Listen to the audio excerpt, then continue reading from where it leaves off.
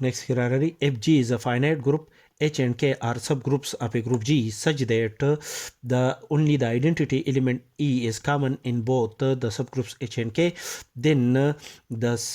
then the numbers of element in a set obtained from the product of the subgroups H and K is equal to the product of the order of the subgroup H and the subgroup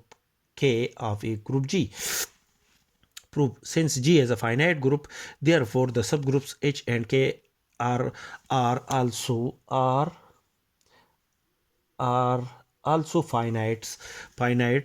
and by a previous theorem which state that if H and K are finite subgroups of a group G, then the numbers of element in the set obtained from the product of the subgroups H and K is equal to the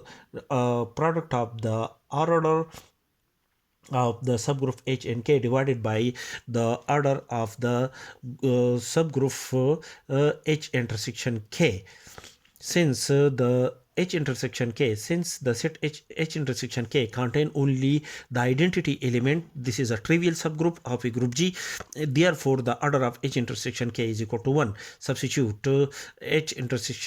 order of H intersection K is equal to 1 in equation number A. We have the numbers of element in the set obtained from the product of H and K is equal to the product of the order of the subgroup H and K divided by 1, which is equal to the product of the